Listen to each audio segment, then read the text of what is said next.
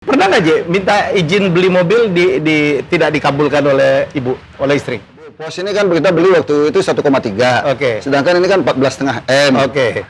Beli Audi. Nah, itu kita belanja kurang lebih 20 miliar. Oke. Ya istri kan kaget juga kan. Kaget, Begitu oke. minta tanda tangan, "Loh, kok nggak bilang-bilang beli mobil senilai ini?" Ya, gitu. terus? Bu, Apa kalau dia? ibu nggak tanda tangan, Ya. kita udah DP 3 miliar. Terserah ibu. Hilang, Kalau ya? ibu nggak tanda tangan, uang 3 M hilang. Ya, Udah kali ini yang terakhir. Gitu.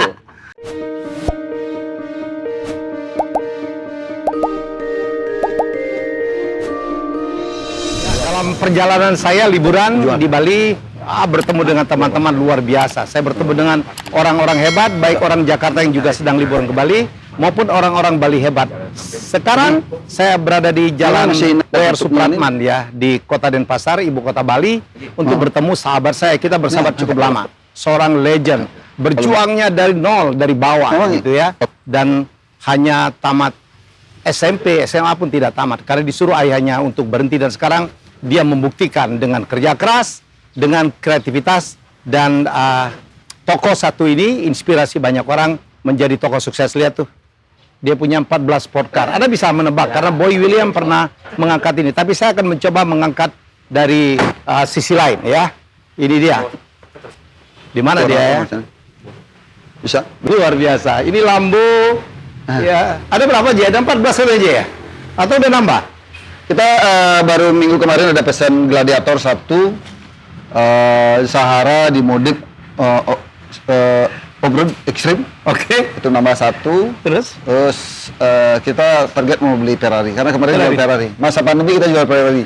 Karena kalau situasi udah mulai agak normal, Ini udah agak normal. harus balik lagi nih. Gitu. Jadi total udah berapa? Apanya? Sport car aja?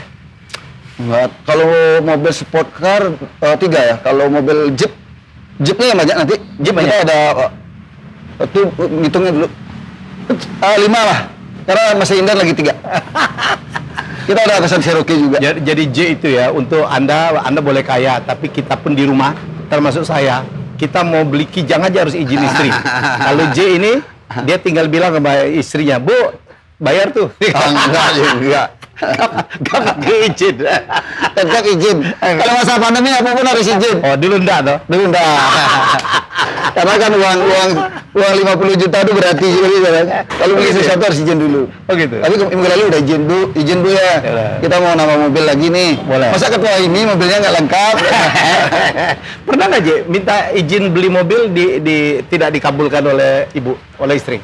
Sempat dulu ya, kita karena sekalian beli mobil 4. Sekali 4? Iya. Gila. Waktu itu kan beli Vos. Oke. Beli Lambo. Vos ini kan kita beli waktu itu 1,3. Oke. Sedangkan ini kan 14,5 M. Oke. Beli Audi. Nah, itu kita belanja kurang lebih 20 miliar. Oke. Ya istri kan kaget juga kan. Kaget, Begitu oke. minta tanda tangan, "Loh, kok nggak bilang-bilang beli mobil senilai ini?" Ya, gitu. terus? Bu, Apa kalau dia? ibu nggak tanda tangan, Ya. kita udah DP 3 miliar. Terserah ibu. Hilang, Kalau ya? ibu nggak tanda tangan, uang 3 M hilang. Ya, Udah kali ini yang terakhir. Gitu. Akhirnya tanda tangan. Setelah itu singkat cerita, di 2012, Oke. dia beli Ferrari nih. Iya. Beli Ferrari, kita punya Ferrari 458. Oke. Nah, kita mau ganti ke 488. Kita udah take over, udah tukar. Terus datang Ferrari, kan kurang nih. Oke. Kurang bayar. Bu, minta tantangan Bu. Tantangan Ferrari. Lu kok jual? Kok beli lagi? Bukan beli Bu, tukar tambah. Ya. Tukar tambahnya nggak dapat. Kalau beli baru, kalau itu beli baru. Mas, judulnya itu gitu, Pak. Judul. Bu, bukan beli Bu, tukar tambah, nambah lagi dikit. Nilainya itu agak pas tanda tangan agak tekan dikit nilai nominalnya. Biar ada kelihatan. Ini ada kelihatan. Ya itu. Oke, sah-sah aja. Saya tahu aja itu bekerja keras lah ya. Dari kecil, wah kalau masa kecilnya mungkin udah banyak diceritakan. Amit-amit saya aja nggak sesulit beliau ya. Ini memang posisi berdiri apa duduk? Berdiri aja. Terserah aja orang kaya mau duduk, mau duduk di bawah udah ada apa gitu. Dulu susah banget duduk, J. Saya ingat lah, saya baca tadi di mobil, wah luar biasa. Parah banget. Tidur di tempat satpam katanya ya. Karena gini, latar belakang orang tua, kalau orang lain masih punya tanah ya, untuk tempat tinggal aja ya. Iya. Kalau orang tuanya aja, tanah aja nggak punya. Yang di Buleleng nih? Iya, di kampung. Tanah itu kan gini, di desa itu sepanjang kita menempati tanah itu boleh. Oke. Dibangun boleh. Tetapi kalau udah keluar dari situ, harus hanya bangunan yang diambil. Oke. Nah, tanah itu yang kita tempati, orang tua tempati tanah desa. Oke. Yang kedua, bangunan rumahnya pakai bata mentah. Bata mentah. Iya, bata mentah. Nggak di semen, nggak di semen. Makanya kalau dipegang tuh goyang deh. dorong jatuh tuh. Kalau dorong pasti jatuh. Iya. Makanya jangan dorong, cuman pegang dikit ya. Cuman tahan gempa loh. Tahan gempa. Iya, karena kan belum gempa ya udah goyang. Artinya luar biasa. Nah, singkat cerita, dia kan bantu orang tua tuh. Orang tua petani. Orang tua petani. Ibu dagang kue. Iya. Sehari-hari jam 4 itu kita bantuin ibu. Jam 4 pagi ya? Jam 4 pagi? Iya, jam 4 pagi. Nah, dulu kan nyari apa namanya? Lampu. Penerangan itu kita pakai bahan dari daun kelapa itu kan. Oh. Untuk pengapian, untuk di jalan kan gelap. Oh gitu. Ya, pakai kayu bakar lah ini untuk karena jalannya sabut kelapa ya. Iya. Untuk pengapian kalau kita jalan kemana kan masih gelap. Nah, itu kita bantuin sampai jam 7 pagi, dari jam 4 sampai jam 7 bantuin ibu jualan kue. Jam 7 lanjut bantuin orang tua ke sawah, petani. Itu sampai jam 10. Jam 10 kita persiapan untuk sekolah. Ya. Sekolah, nah kita sekolahnya jalan kaki kurang lebih PP pulang pergi 5 kilo tiap hari. Setiap hari. Setiap hari, singkat cerita, kurang lebih 3 tahun sekolah, tamat SMP, sempat melanjutkan sekolah pariwisata hanya 6 bulan. 6 bulan. Nah, kita lewati jalannya kurang lebih 6 kilo setiap hari. Setiap hari, cuma hanya 6 bulan. Setelah 6 bulan kemudian, jam 7 malam orang tua manggil bahwa orang tua saya bilang, Bapak sudah tidak bisa membiayai sekolah lagi. Suruh berhenti? Bukan disuruh berhenti. Bahasanya, Bapak sudah tidak bisa melanjutkan sekolah lagi gitu. Artinya gini, mau lanjut cari uang sendiri. Kalau nggak nyari uang sendiri nggak bisa. Nah, sedangkan kalau di kampung nggak mungkin. Akhirnya dengan begitu orang tua bilang Bapak sudah tidak bisa bersekolah lagi tanpa seizin orang tua, jam 7 pagi meninggalkan kampung halaman. Pergi. Dari Bali Utara. Dari Bali Utara jam 7 pagi tanpa seizin orang tua, hanya izin. Ya gimana, orang kita kesel. Marah. Okay. Artinya kita mikir bosan jadi orang miskin. Karena sehari-hari makan yang kita makan sehari-hari, cari nasi putih itu susah. Nasi campur jagung, nasi campur ubi, karena kan beras itu mahal. Gitu. Beras mahal. Nah, begitu orang tua bilang tidak bisa biaya sekolah lagi, tanpa seizin orang tua, jam 7 pagi meninggalkan kampung halaman tanpa uang saku, hanya pakaian secukupnya. Nah, kebetulan di kampung kan ada keluarga yang biasanya Jawa Bali bawa buah, pakai truk. Iya. Truk biasanya di belakangnya ada tempat tidur. Iya. Nah, di situlah numpang sama keluarga. Dari Utara ke Denpasar. Sampai di Denpasar diturunkan di Terminal Ubung. Terminal Ubung diturunkan di situ. Saya mulai berpikir, siang ini saya butuh makan. Kalau saya melewati jalan raya ini nggak mungkin dapat makan. Jadi pengemis mungkin. Iya. Dengan pertimbangan itulah akhirnya memutuskan menelusuri sepanjang sungai. Tujuannya apa? Di sungai itu pasti banyak ada mata air. Itu yang pertama. Jadi kalau haus tinggal ambil. Kalau haus tinggal ambil. Zaman itu kan bersih. Mata air banyak lah. Kedua, nyari buah nggak susah. Pepaya, semangka, mangga. Terpaksa. Untuk mengisi perut kita, terpaksa mencuri. Kurang lebih perjalanan dari Denpasar ke tembus di daerah Sanur. Kurang lebih perjalanan 5 kilo. Nah, sampai di Sanur, kalau nggak salah ada beberapa hotel melati di situ. Pertama kali saya numpang di Hotel Rani di pos security. Masih ada, deh? Masih ada. Dan bahkan sekarang pemilik hotel itu jadi teman di grup mobil. Sekarang ini? Sekarang. Anaknya itu teman sekolah anaknya Haji. Artinya secara perjalanan hidup seperti roda berputar ya. Dulu itu bos saya. Sekarang itu anak buah saya. Gitu. Itulah hidup kan. Begitu saya sampai di hotel, saya minta izin kepada security, Pak security, izinkanlah saya tinggal di pos security ini sebelum mendapatkan pekerjaan. Atas izin security, akhirnya diizinkan tinggal di situ. Nah, hari pertama yang dilakukan adalah sore jam 3 sampai jam 5 kan ada kerjaan nih. Artinya butuh makan nih. Artinya saya aja bersih-bersih parkiran. Nyiram kebun. Nah, malam jam 12 malam kebetulan ada mobil parkir di halaman hotel, jam 12 sampai jam 3 sih suci. Jam 3 sampai jam 7 dia tidur di pos security dengan beralaskan bantal bataku. Nyari koran aja susah zaman itu karena harga koran mahal zaman itu. Nah, jam 7 bangun nyamperin yang punya mobil. Begitu datang yang punya mobil, Om, saya yang cuci mobilnya. Oh, adik yang cuci mobil saya. Iya, Om. Tahu nggak yang punya mobil ini? Nggak tahu, Om. Yang punya mobil ini adalah saya pemilik hotel ini. Sekali lagi, Om, saya nggak tahu. Kalau Om nggak keberatan, izinkanlah saya tinggal di sini. Dan izinkan saya minta makan di sini. Dan saya janji membersihkan halaman parkir, mobil dan kebun Bapak Nggak setiap perlu dibayar. hari. Nggak perlu dibayar. Artinya gini, hari pertama kita udah dapat tempat tinggal. Oke, Meskipun di pos security gratis. Ya. Yang kedua kita udah dapat makan gratis. Ya kewajiban J kan harus bersih-bersih, bersihin mobil setiap hari. Oh, dikasih makan? Pasti. Dia kan minta, izinkanlah saya tinggal di sini. Kalau Om tidak keberatan, izinkanlah minta makan di sini. Ya tentunya kan nunggu dulu. Begitu ada tamu, ya orang lain breakfast, kita selesai breakfast.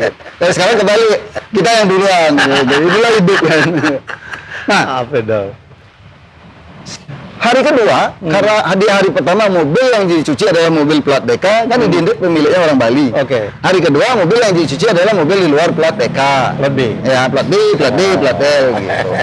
Nah, hari kedua begitu jam 3 nyuci sampai jam 7, jam 7 bangun yang punya mobil, begitu datang yang punya, Om saya yang cuci mobilnya.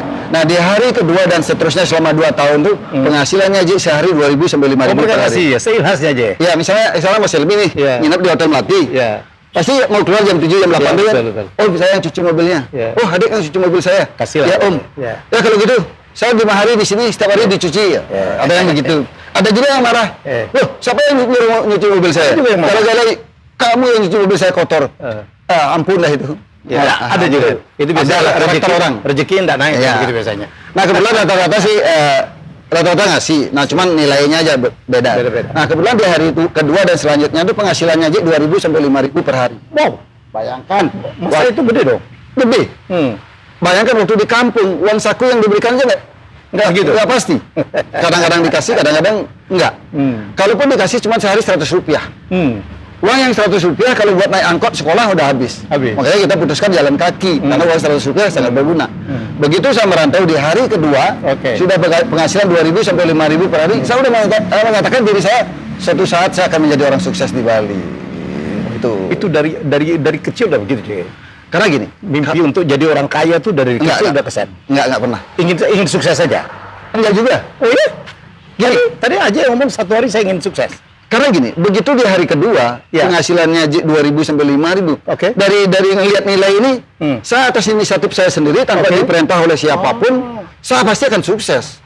Artinya buat apa saya kerja sama orang, diperintah, tapi mendingan kerja Jadi pada saat itu membuat J yakin bisa sukses bisa sukses sendiri. Karena di hari kedua aja udah dapat, di hari pertama udah dapat tempat tinggal. Di hari kedua kita penghasilan kita anggap 2.000 ya. Iya. Dibanding dengan waktu di kampung kan 100 rupiah. Artinya di hari kedua dan ketiganya saya yakin lebih dari itu. Anggap nggak lebih dari itu, udah lebih dari cukup di zaman itu. Asal mau kerja, jadi asal mau kerja. Karena waktu zaman itu di Denpasar itu cari kerjaan mudah. Mudah. Kerja apapun menghasilkan dulu kan pariwisatanya kan. Nah setelah itu saya berpikir, nah selama 2 tahun itu saya melakukan aktivitas cuci mobil, akhirnya saya memutuskan berhenti. Berat loh Mas Helmi. Kita nyuci malam jam 12, jam 3 baru istirahat. Ya namanya nyuci malam kan berat kan. Berat. Hanya kita bisa menyisihkan tabungan senilai 150.000 selama 2 tahun. Selama 2 tahun. Selama 2 tahun artinya kita bisa nabung dari celengan kan. Kita bisa menyisihkan nilai uang senilai 150.000. Uang yang 150.000 itu digunakan untuk beli sepeda motor Honda 70. Honda 70 kecepatannya Honda bebek itu? Honda bebek ya. Nah, dia belikan dari hasil cuci mobil punya uang senilai 150.000, dia belikan Honda sepeda motor 70. Mulailah Ji mencari pekerjaan di Denpasar. Mulai cari pekerjaan, Ji berhenti melakukan aktivitas cuci mobil. Saya pingin bekerja, dapat tempat tinggal dan makan. Dan pertama kali Ji bekerja adalah di konveksi. Ya, belum pernah kerja di tempat lain. Sekali bekerja. Itu keluarga, punya keluarga? Bukan, orang lain. Orang lain. Dengan modal sepeda motor kita keliling, begitu nyampe, kok ini ada konveksi gitu. Ya coba aja, coba ngelamar di situ langsung diterima. Nah, begitu saya diterima, saya kan tamatan SMP, S2, SD, SMP. Ya, begitu diterima sekolah di situ, kerja di situ, saya nanya, Pak, boleh nggak saya tinggal di sini, Pak? Boleh nggak saya sekalian bantuin Bapak? Ya, tapi minta makan sekalian di sini. Jadi ilmunya sama ya? Ya, akhirnya diterima di situ, tinggal di situ. Nah, karena kita tinggal sama bos, kan kewajiban kita kan sih lebih. Kewajiban kita lebih. Toko buka jam 8. Aji udah lebih. Kita jam 6 udah bangun kan? Jam 6 bersihin halaman parkir, mobil, buka toko, nyapu ya bersih-bersih. Terus nah setelah toko buka, teman-teman datang nih jam 8. Begitu juga sebaliknya, toko tutup jam 5, teman-teman pulang, kita masih bersih-bersih. sampai jam 7 kan? Ya. Termasuk bersihin kamar bos, kamar mandi, dapur.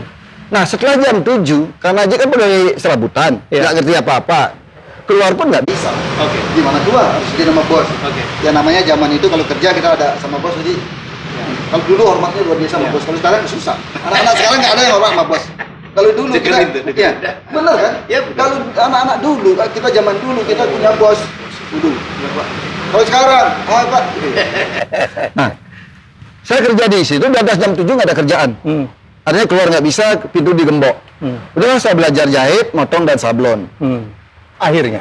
Karena terpaksa, karena itu inisiatif sendiri juga. karena nggak ada kerjaan, Nggak ada kerjaan. kita mau nggak mau kan punya inisiatif. Oke. Kita belajar jahit, sablon, dan motong. Dan begitu juga kadang-kadang ada mesin rusak, kita perbaiki sendiri.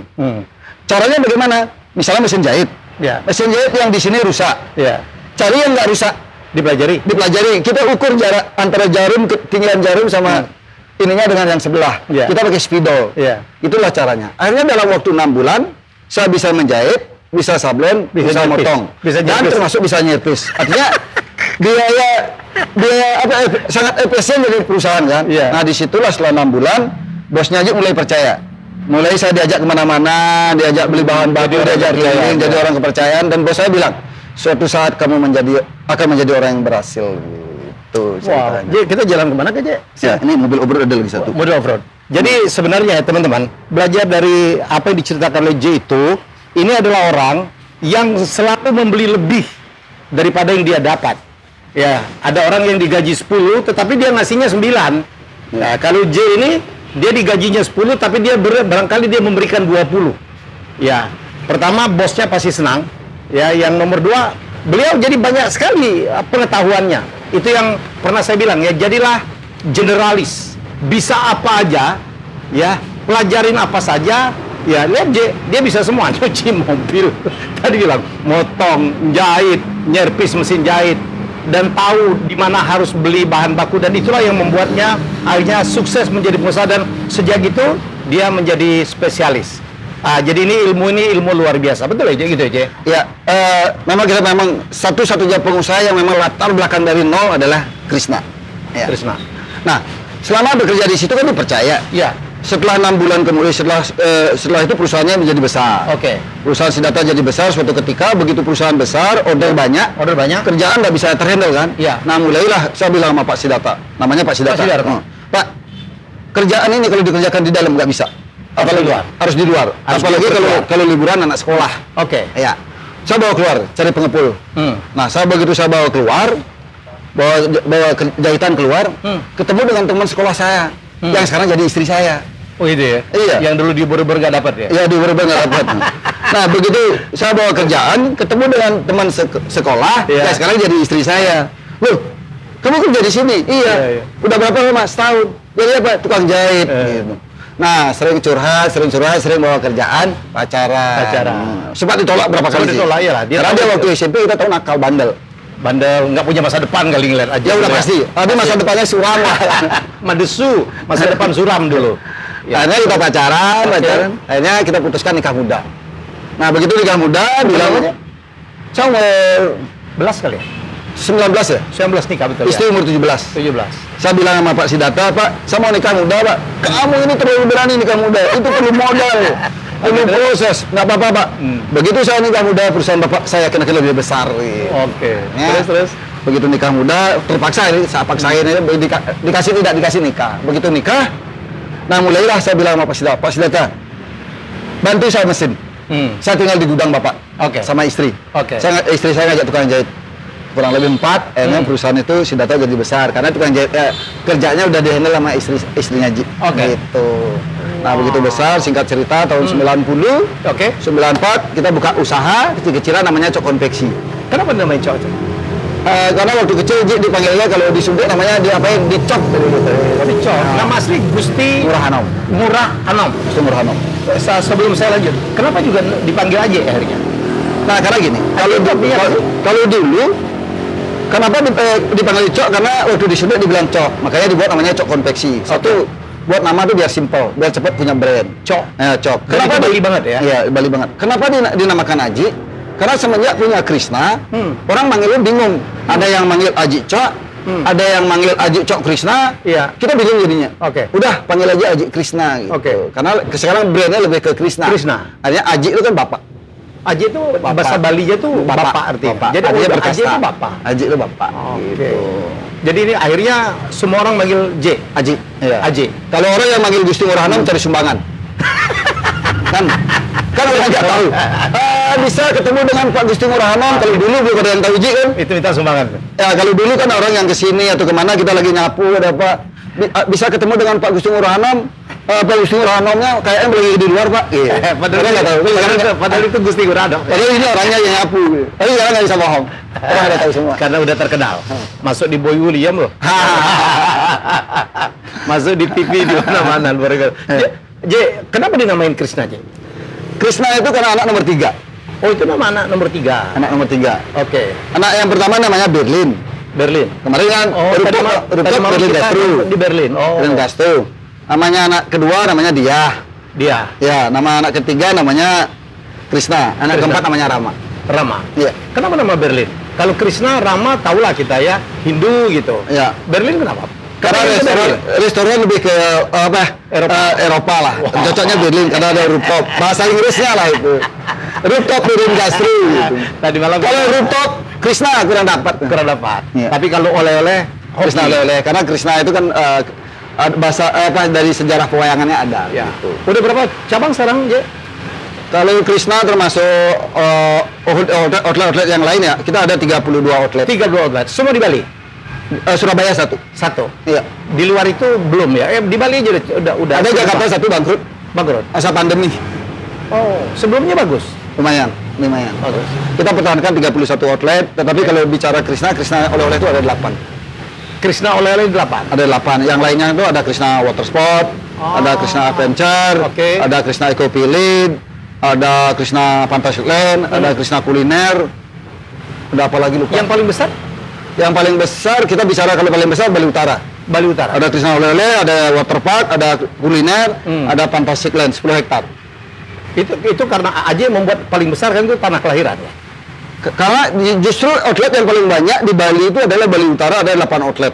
8 outlet. 8 outlet kita investasi kurang lebih dulu ya, termasuk lahan, termasuk properti kurang 200 miliar. Oke. Nah kita bangun 2014. Tujuannya itu bukan nyari uang lagi ya, ingin kembali ke tanah kelahiran, ingin mengabdi ke tanah kelahiran.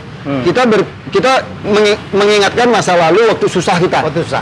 Suatu ketika kalau saya berhasil, saya ingin mengabdi ke tanah kelahiran. Oke. Bahwa saya tahu itu rugi, saya tahu rugi, tetapi saya pikir begini, kalau 2014 saya bangun, begitu ini perkembangannya bagus, rasanya pemerintah pasti melihat.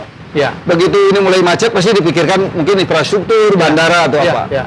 Tapi Tuhan berkehendak lain sampai sekarang udah hampir 7 tahun ya. Ya, bandaranya belum. Bandaranya belum, paling cuma baru ada shortcut, itu juga belum sangat mendukung. Yang paling penting di situ bandara dan tol. Nah, sampai saat ini kita Krishna di sana memang rugi.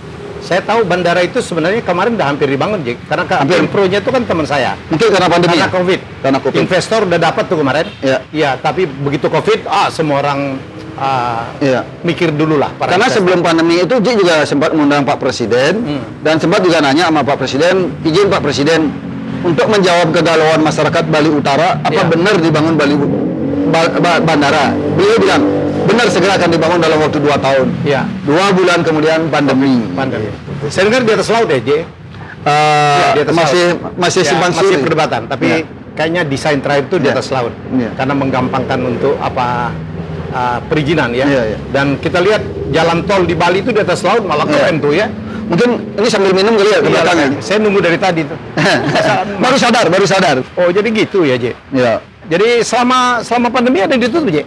Dari 32? Kalau bicara pandemi ya, kita kan pandemi itu bulan Maret. Bulan 2020. Bulan Maret bertepatan dengan hari raya Nyepi, besoknya langsung lockdown. Langsung tutup total semua. Oke. Bali lockdown semua. Nah, kita merumahkan karyawan Krishna itu 2.500. Total. Ya, begitu lockdown di bulan Maret itu kita merumahkan karyawan 2.000 karyawan. Sedih aja. Awalnya nggak sedih. Saya hanya berpikir, paling bulan 4 udah dibuka. Ternyata Berkepanjangan. Oke. Saya bilang sama manajemen, bulan 5 udah selesai kok. Nambah lagi. Akhirnya bulan Juli kita mulai berat. Bulan Juli kita mulai berat. Nah, disitulah mulai berpikir bagaimana cara. Sebenarnya mulai berpikirnya bulan 5. Krishna itu beratnya kan mulai cash flow-nya terganggu di bulan Juni. Bulan 5 itu saya memutuskan udahlah pulang kampung saya bertani. Pulang kampung saya bertani, nanam kacang. Nah, setelah nanam kacang ternyata hasilnya bagus. Ya. Akhirnya mulailah saya membuat produk kacang. Karena nggak ada kerjaan. Oh, jadi gitu aja? Ya, awalnya nggak ada kerjaan. Akhirnya kita buat produk kacang, buat packaging namanya kacang ajik. Ternyata bagus jualan online gitu.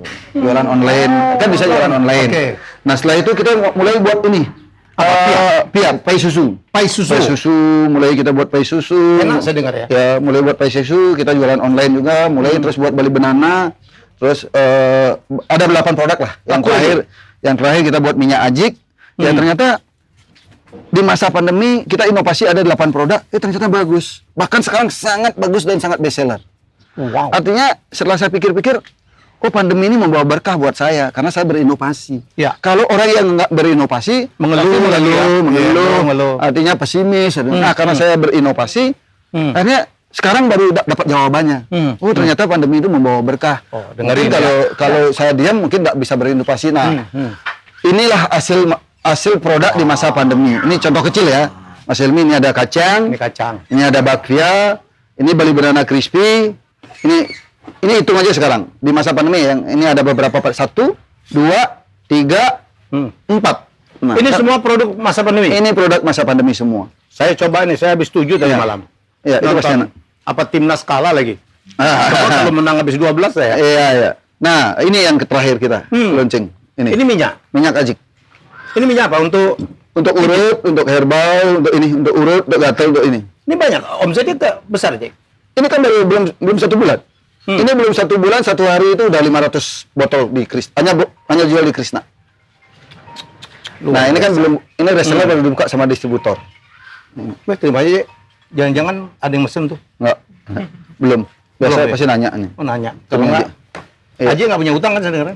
Punya lah. Punya masa? Punya. Dulu katanya nggak ada yang konsinyasi ya? Semua dibeli semua ya? Duduk. Kalau bicara silakan dari tadi. Kalau bicara produk UMKM di Krishna itu gini. Krishna itu awalnya buka awal Krishna itu 2007. Nah, kita nyari supplier itu setengah mati. Kita datang ke Pasar Pagi Sukawati. Kita datang ke Pasar Pagi Sukawati. Saya bilang, "Ibu, saya mau beli kacang Ibu. Nanti saya bayar di sana ya. Atau titip barangnya ya." Gitu. Terus karena mungkin belum ada yang percaya sama di awal, nggak ada yang mau bawa barang ke Krishna. Akhirnya kita putuskan tiap hari itu ke Pasar Pagi sesuai kemampuan kita kan. Ada uang 200.000, 300.000 kita gantikan barang semua. Gantikan barang semua.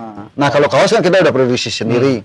Nah, setelah itu 2007 kita nyari supplier itu belum ada yang mau datang. Kita yang datang. Belum orang percaya juga. Belum orang percaya. Semua itu butuh waktu kan. Akhirnya buka Krishna 2008, kita mulai permodalan udah naik kan. Mulailah kita beli barang lebih banyak. Mulai ada supplier yang mulai datang. Tetapi itu juga bukan tangan pertama. Ngakunya semua supplier pasti UMKM pasti tangan pertama. Padahal itu tangan ketiga. Nah, setelah 2008 kepercayaan udah mulai tumbuh. Akhirnya 2009, kalau 2007 2008 kita nyari supplier susah. 2009 kebalik.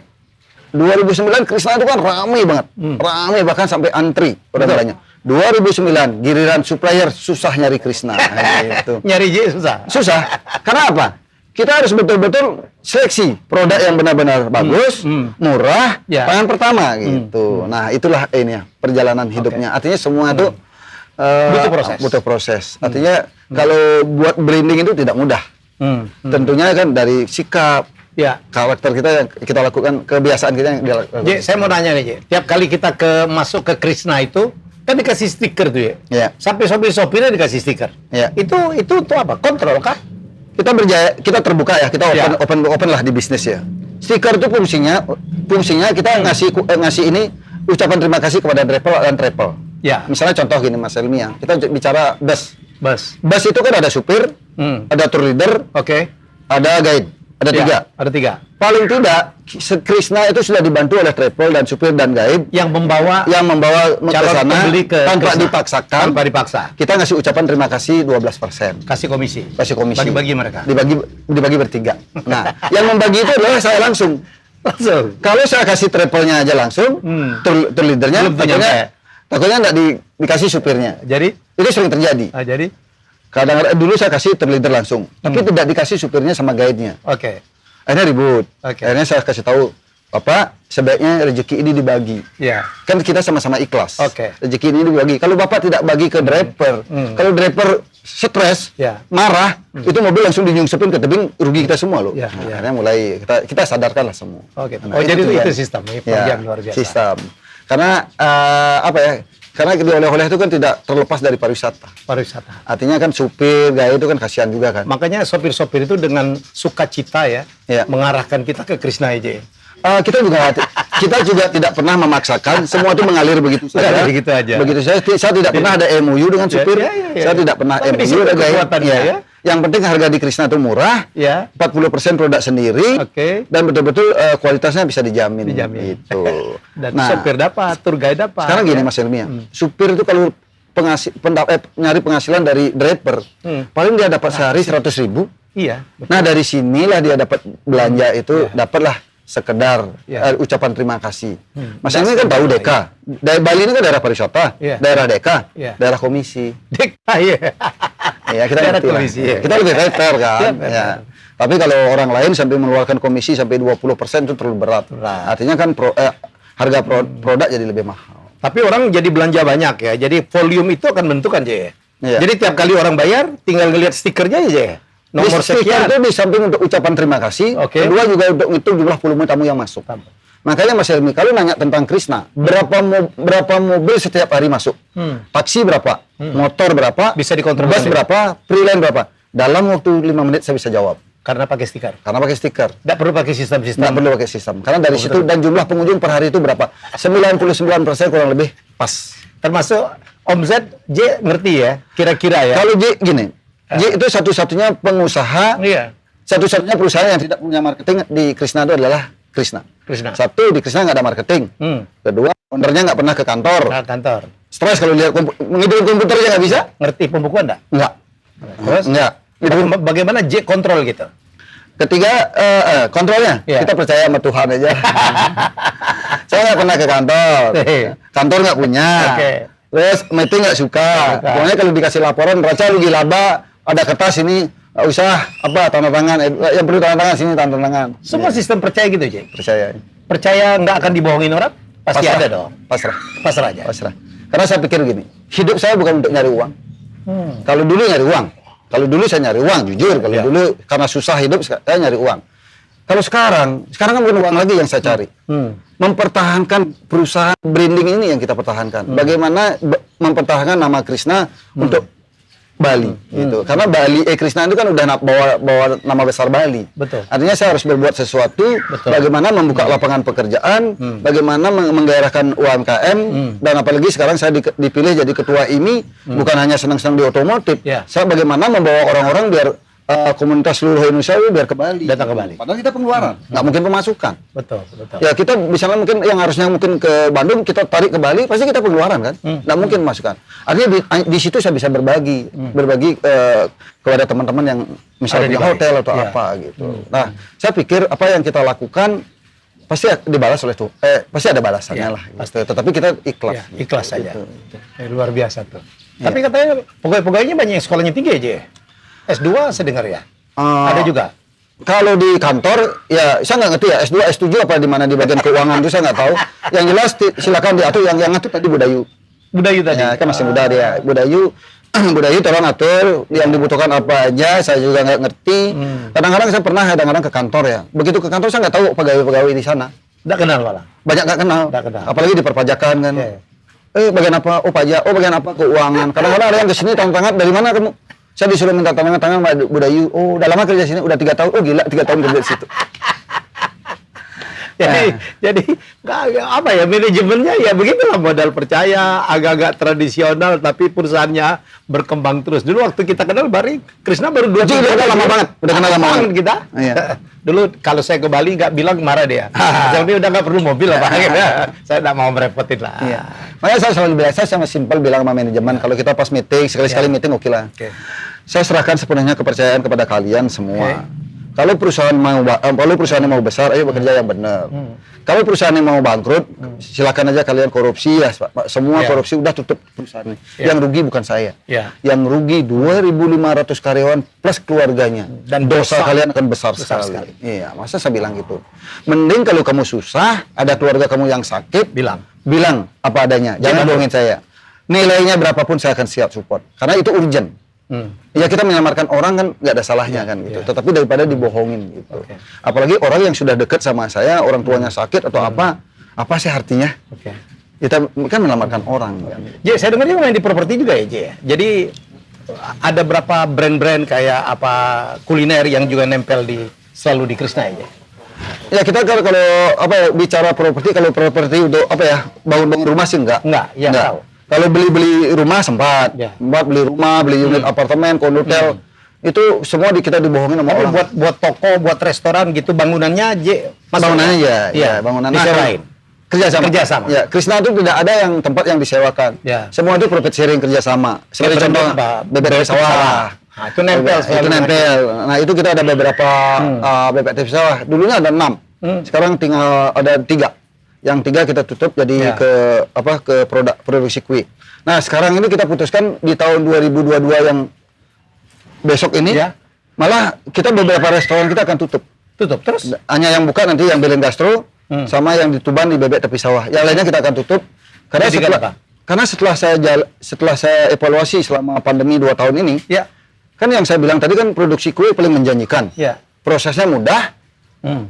Tenaga kerja yang nggak banyak, dari yang kerja mesin.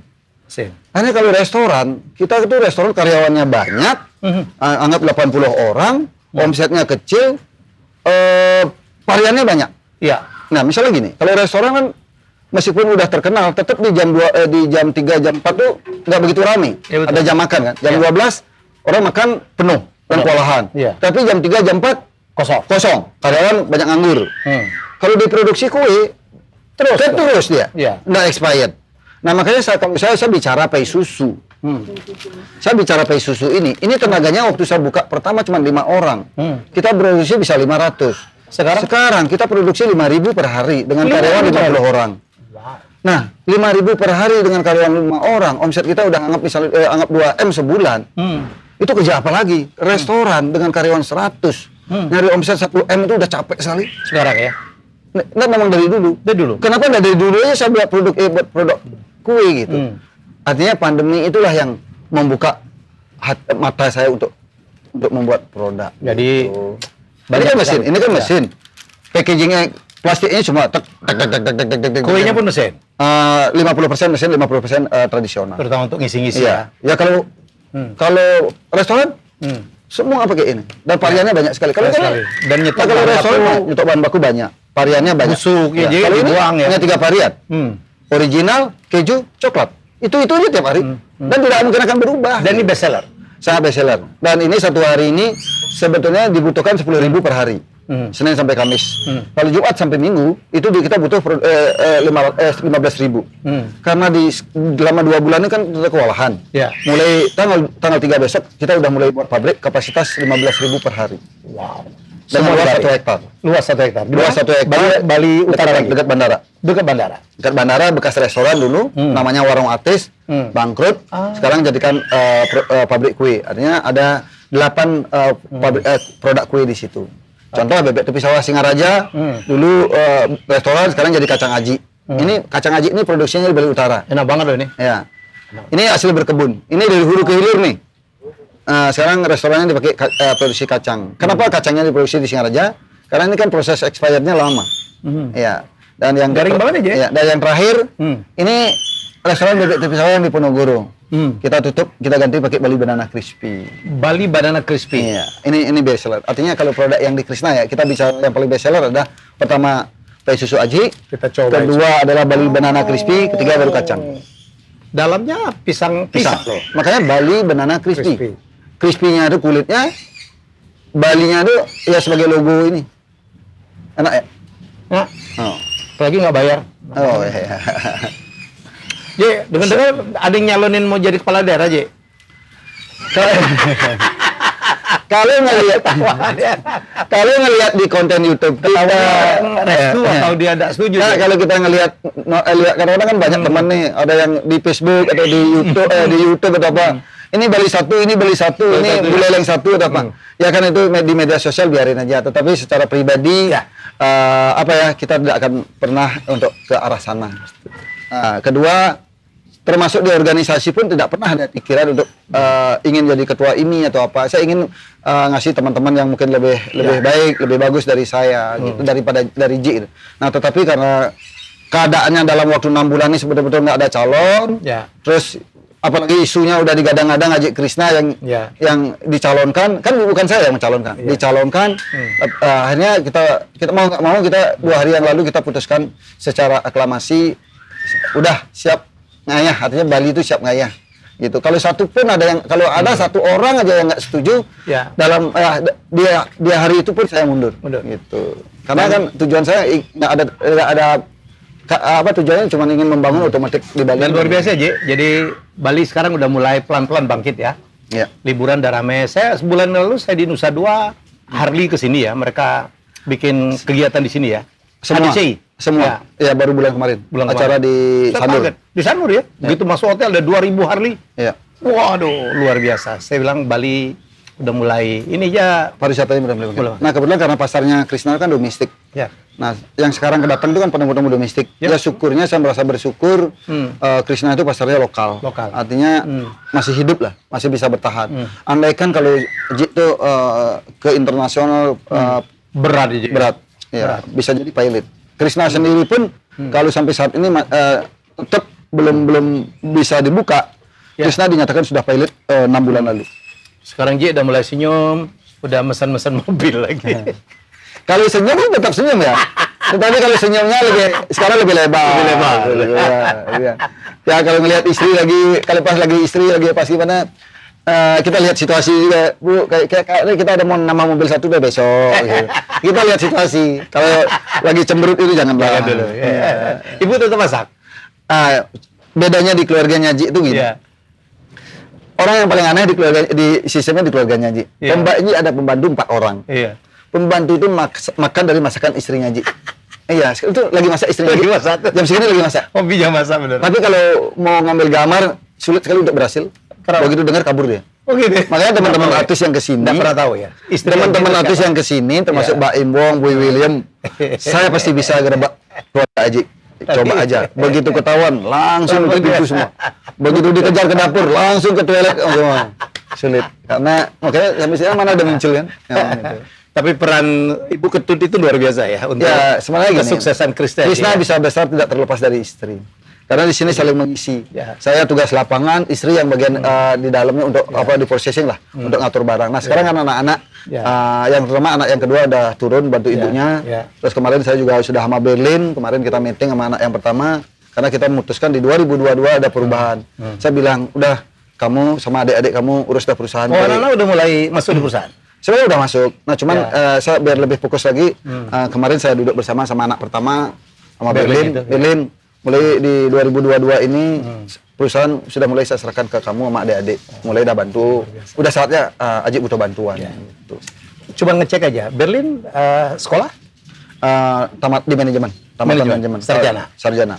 Yang nomor 2 siapa? Anak nomor 2 dia di Ciputra di bisnis internasional di Surabaya. Tamat juga. Cum laude lah paling pintar. Bapaknya orang SMP. Bapak sama ibunya tamatan SMP. Loh, istri saya tamatan S2 juga. SD juga.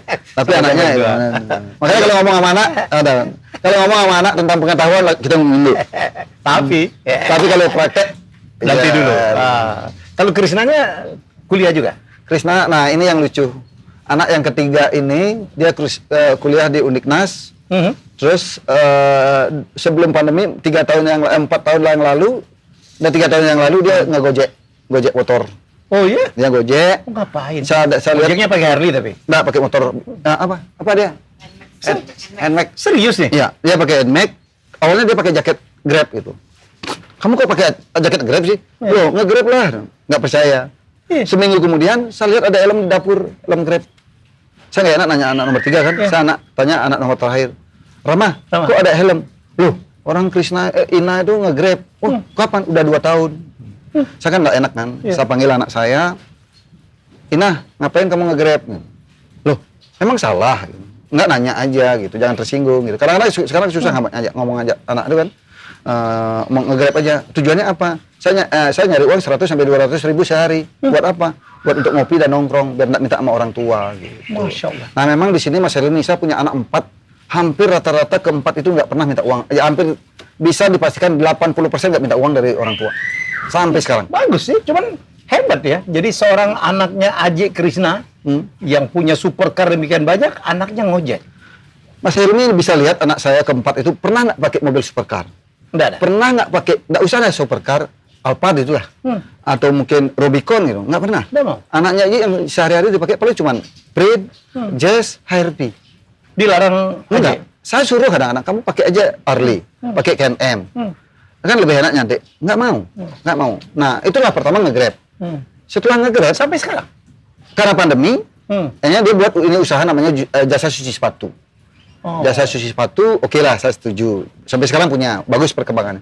Terakhir ini, 3 bulan, 4 bulan terakhir ini, dia buat angkringan. Dia buat angkringan. Sendiri. Saya sendiri. Nggak minta bantu maksudnya? Nggak minta bantu. Nah sempat waktu itu, Aji saya pinjam uang 25 juta. Minjem. Buat apa? Ya pokoknya minjem. Besok saya kembalikan pagi. Nggak apa-apa, pakai aja gitu. Besok begitu saya kasih pinjam 25 juta, besok paginya dibalikin. Terus setelah saya tanya-tanya, oh dia buat angkringan, kontrak tempat, satu ruko, 2 lantai, tapi dia baru selesaikan 1 lantai. Oke. Dia pakai buat angkringan. Nah disitulah saya cek angkringannya, tapi saya nggak mau masuk ke dalam, saya nggak enak, karena anak-anak saya nggak mau ada nama Ajinya gitu. Begitu buka angkringan, baru buka udah ditangkap sama Satpol PP, sama itu melanggar karena waktu itu PPKM atau apa. Dia nggak pernah bawa nama orang tuanya gitu. Nah hari kedua saya mulai cek lewat yang buat mie, yang dia jualan langsung. Misalnya Mas Helmi pesen mie atau apa, dia masak sendiri. Ini siapa sih Krishnanya? Anak saya yang nomor 3. Nah di situ saya sama istri, Bu, kenapa ya anak kita ya gitu. Coba panggil gitu. Dipanggil sama ibunya, Ina, kamu kalau buat angkringan boleh, apapun boleh. Tetapi jangan bawa motor, hujan-hujan. Kamu mau mobil apa sih? Mau tak belikan? Saya mau beli mobil kalau udah punya uang dari hasil keringat saya gitu. Terus toko kamu kan emperannya kan pakai plastik. Sekarang kan musim hujan pakai plastik biasa. Pakai plastik yang di jalanan dipotong, dipakai di emperannya itu ya. Kamu ganti apa gitunya, dimodalin lah. Nggak mau. Coba masih lihat ntar. Itu pakai emperan plastik itu. Kasihan misalnya. Sampai sekarang? Sampai sekarang.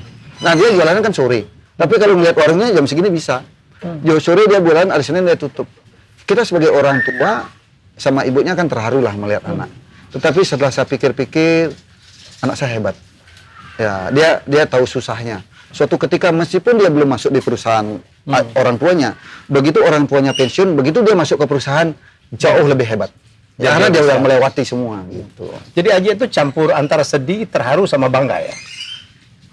Terharu, sempat terharu, sedih juga. Loh, saya salah nggak mendidik Kita orang? kerja itu kan untuk anak ya kan? Apa saya salah mendidik anak gitu? Tetapi setelah saya pelajari, ini yang benar. Ya. Dia harus tahu susahnya dulu. Padahal dia nggak susah. Nggak ada yang ngajarin gitu deh. Nggak ada. Semua anaknya Ajik nggak pernah diajarin. Mungkin ngelihat ibu sama adiknya pagi sampai siang malam bekerja. Masih bagus. Iya. Dan Mas Emi kalau ngelihat anak-anaknya Ajik, pernah nggak ngelihat di maaf ya, daerah Seminyak, Canggu atau daerah Potato Head, Pinbit itu nggak mungkin. Nggak mungkin. Iya? Kita tuh keluarga itu paling ke warung-warung. Nggak pernah ke tempat-tempat. Jadi kontradiktif sekali dengan bapaknya yang beli sport car gitu ya? Karena keadaan.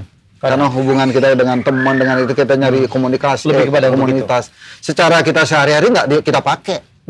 Yang kita pakai sehari-hari tanya dia, pakai Pajero. Mobil yang di dalam garasi itu nggak dipakai. Yang dipakai malah teman kalau datang. Makanya kalau Mas Helmi datang, kalau mau pakai silakan tinggal pilih. Saya mengaku saya pernah dikirim. Makanya tadi ngapain pakai di mana mobilnya mana? Gitu. Pakai mobil di rumah aja gitu. Luar biasa.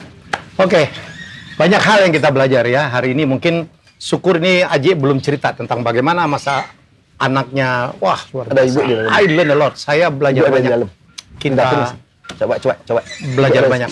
Ada di coba, sini ya? Coba ibu ada di dapur. Coba. Ada ibu dapur. Siapa tahu bilang ada Helmi Yahya. Hah? Oh, jangan. Oke, terima kasih Ji. Sukses selalu, tetap bermanfaat, sehat yang penting. Amin. Saya senang sekarang Krishna udah mulai kembali bangkit dan Bali Iya. kembali bangkit. Iya. Kita Terima berdoa ya. kasih. Apa COVID ini tidak makin membesar karena muncul varian-varian baru. Ya semoga Indonesia tetap tangguh. Ya, baik itulah apa obrolan saya dengan sahabat lama saya. Lama juga saya nggak ketemu karena saya nggak mengganggu beliau ya. Ya jadi Aji Krishna dengan cerita yang sangat inspiring. Kita jumpa dengan tamu hebat saya selanjutnya. Bye bye. Thank you Ji. Siap. Wow.